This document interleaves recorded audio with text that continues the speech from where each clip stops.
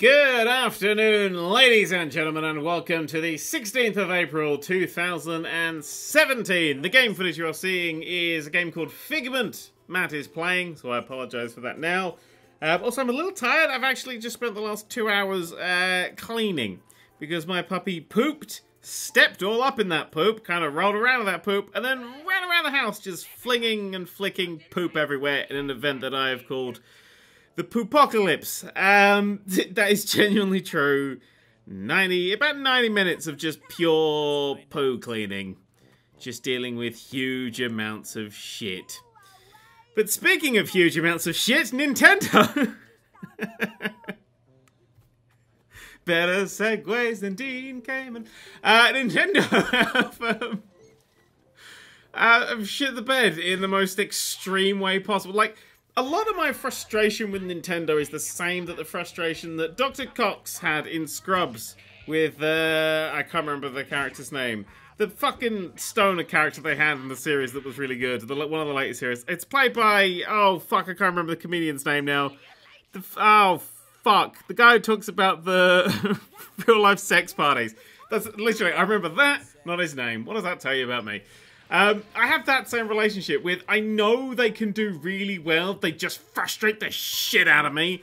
Like, anytime like, most of the time, I feel like they're underperforming and they're not doing a good enough job. I'm like, ugh, God, you're not getting to, ugh. And sometimes they do a great thing and I'm like, shit, you've done a great thing. And then they fuck it up somehow. And that's what they've done this week with the NES Classic Edition. Remember the mini NES? The one that had like the 30 games pre-installed that they resold. I was very excited to get one, but now they've discontinued it. Still sold out fucking everywhere. They're still selling out huge batches, but they've gone, nah, we don't want that money or fan happiness. Just gone, discontinued.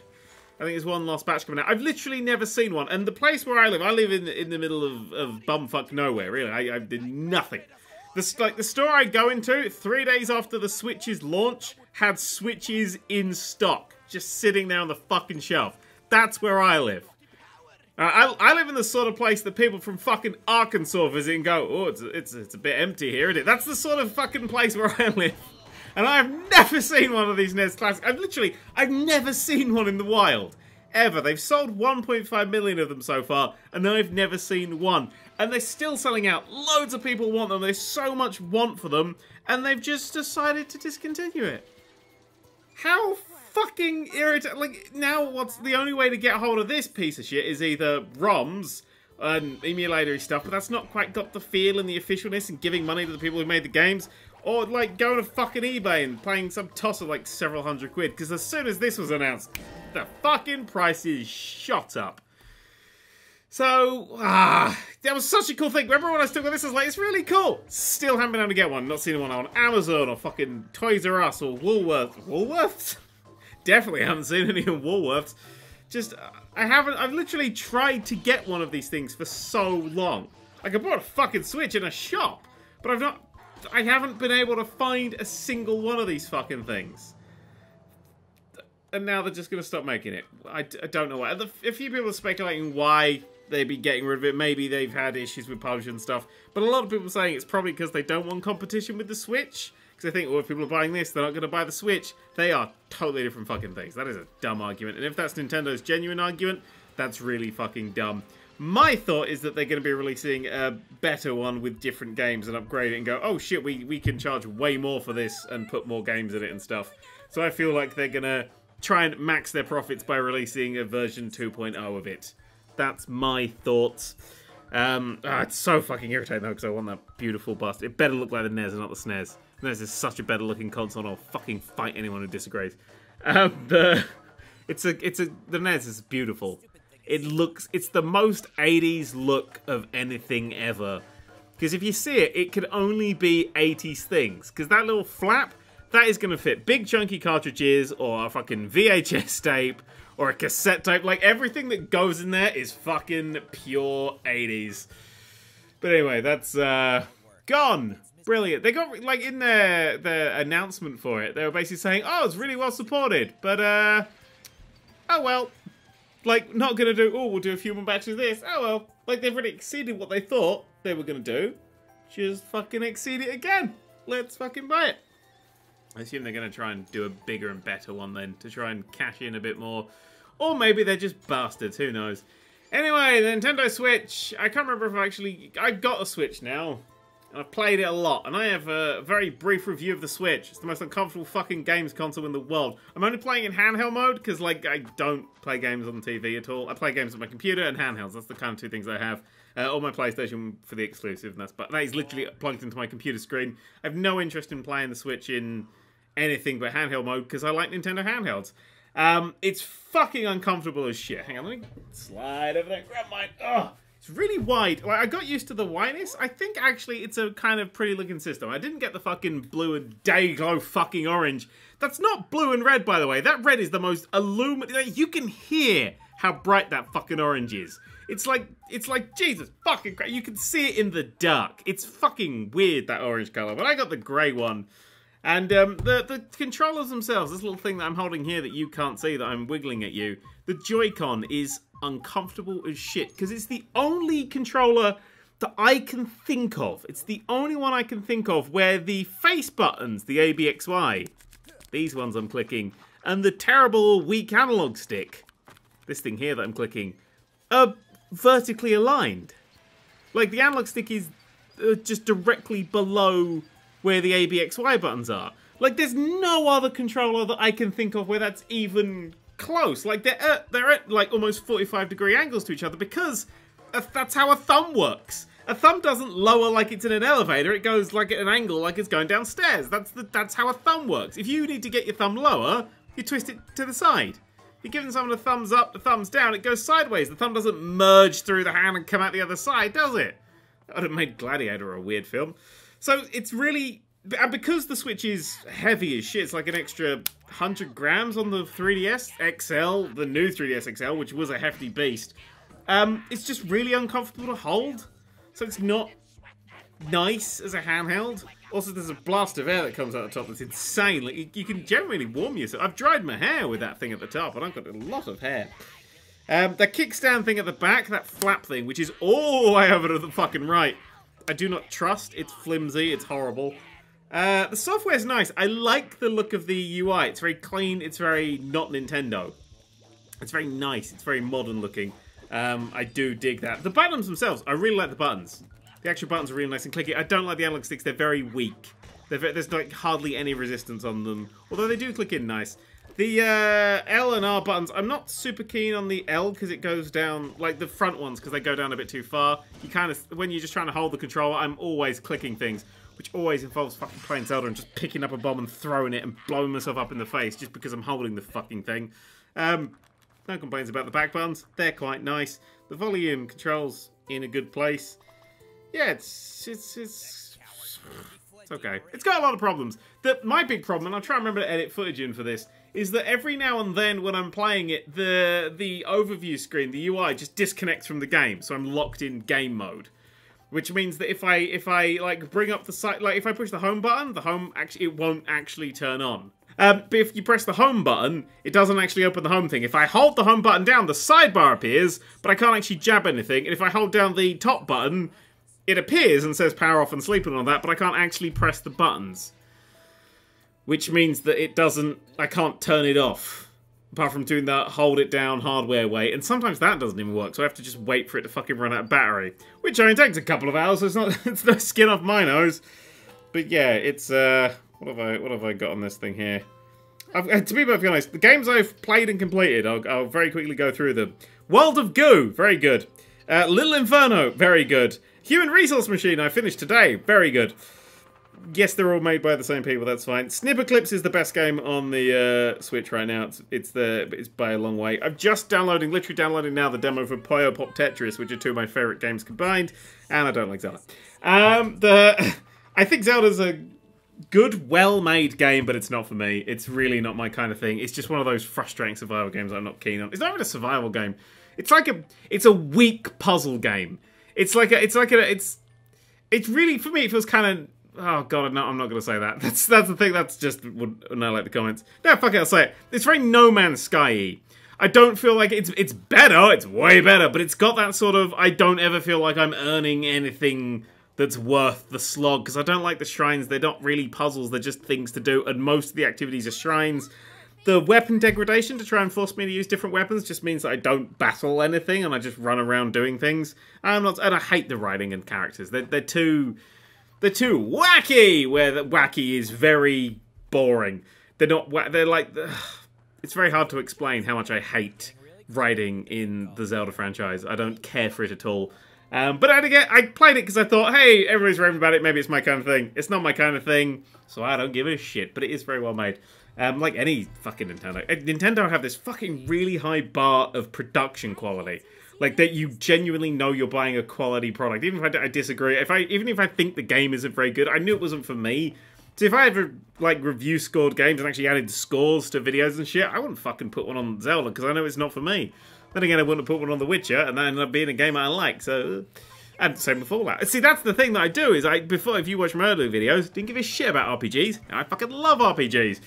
Western ones, of course. Let's not go crazy now with turn-based battles. Actually, I'm trying to get a copy of Kingdom Hearts, because Kingdom Hearts has come out on PS4.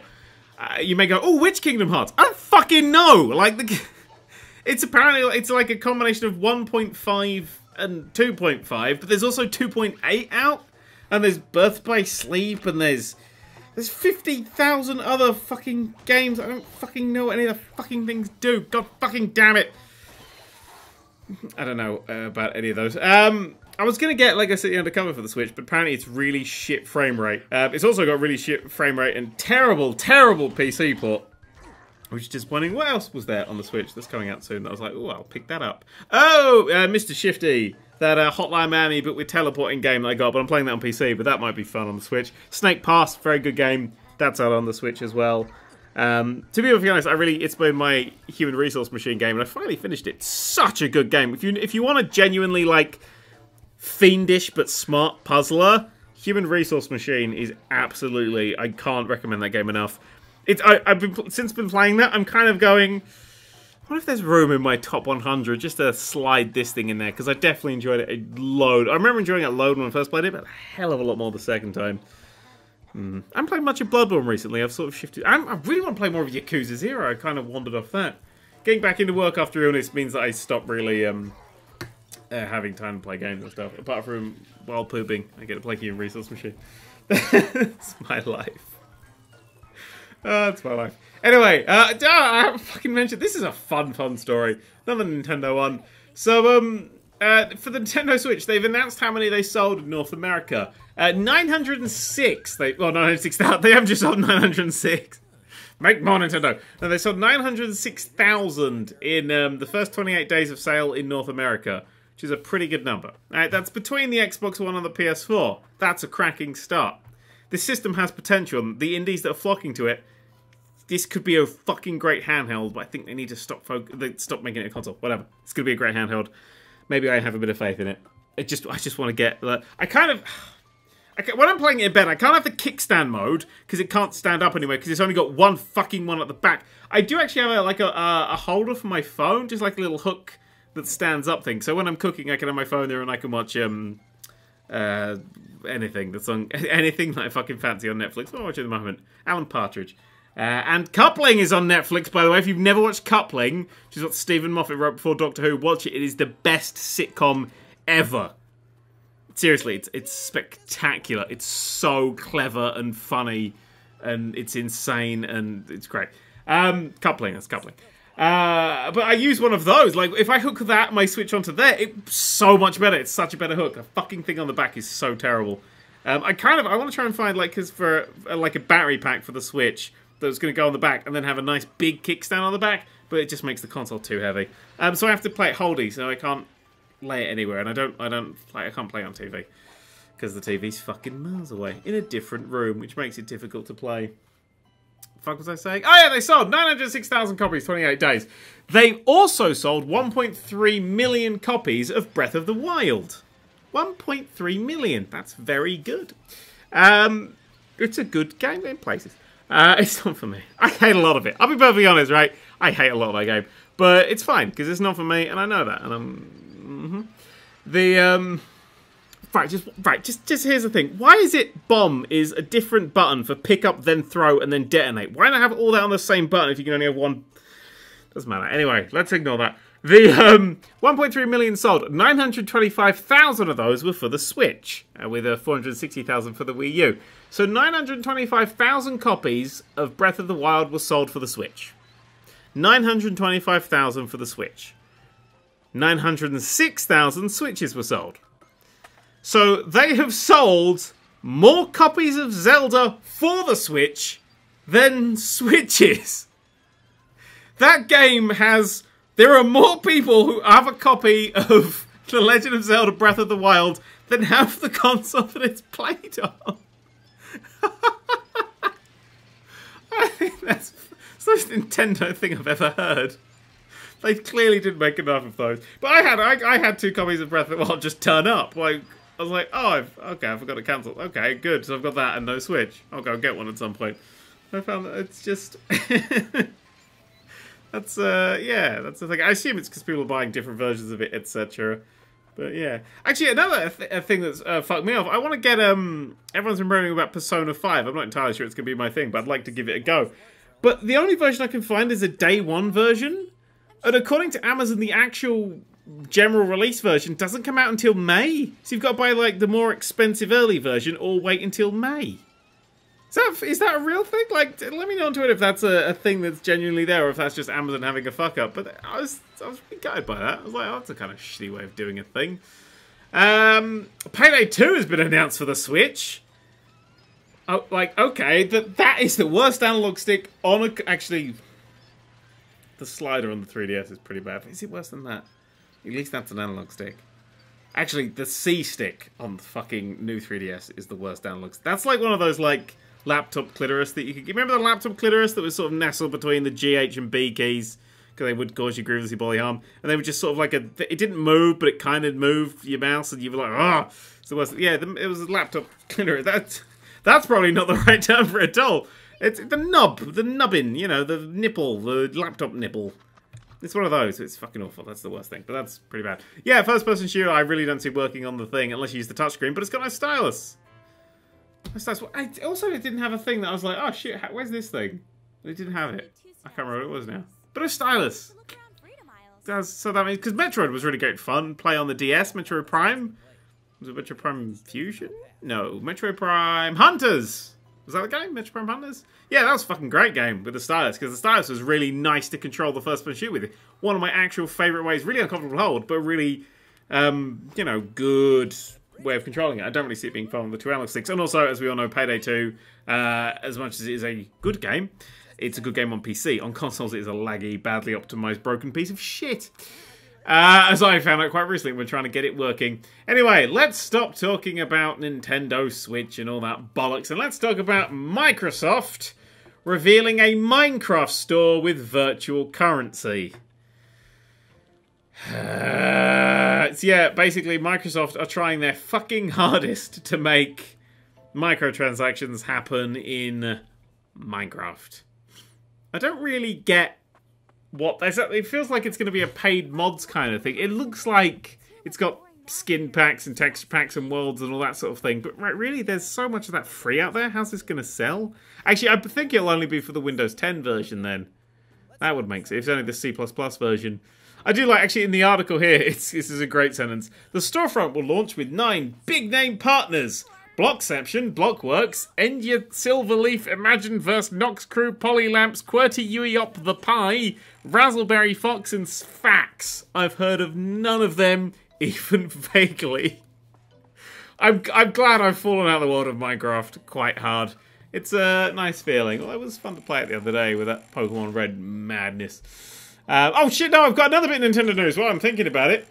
This is good news for the 3DS. Nintendo are finally releasing some good fucking 3DS games from Japan that have been sitting around for fucking ever. Including the sequel to Tomodachi Life, which is Miitopia, which I believe is it's kind of the sequel to Tomodachi Life. The most important one of these is the Devilish Brain Training. Was that what it's called? Devilish Brain Training? They did a brain training in 2012. That's just now coming out. Just now coming out for the 3DS. 2012. Jesus fucking Christ. And then there's a whole bunch of like Kirby games and shit. But is there a brain training game on the 3DS yet? I don't think so. I used to love playing brain training until you get bored of it. And then you're like, I'd rather be dumb than bored. It's always a good trade-off. Bayonetta just fucking appeared on Steam. Did we see this?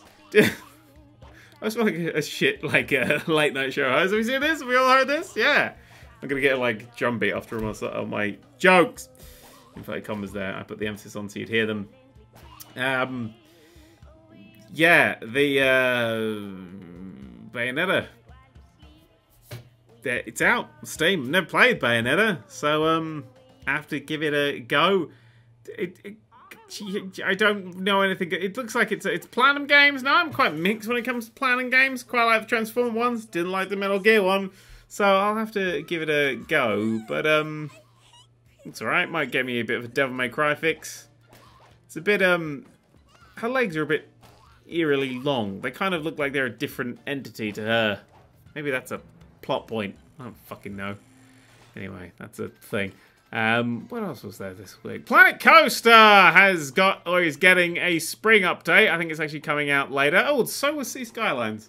I can't remember if that's already out or not, so I'm not going to talk about that. Go-karts, crime. They're the two things that are being added to Planet Coaster. Go-karts and crime. So you can build go-karts and crime. I'm kind of waiting for a bigger update before I go back to playing it. But it's nice that they're, you know, releasing a thing. That you can make dueling coasters now. You know, like coasters that go off at the exact same time. You can do that. It's an option for that. But I believe it's up to 5 roller coasters can go at the same time. It's a certain YouTuber that I'm going to be waiting on for a 5 dueling roller coaster combo. Thank you very much.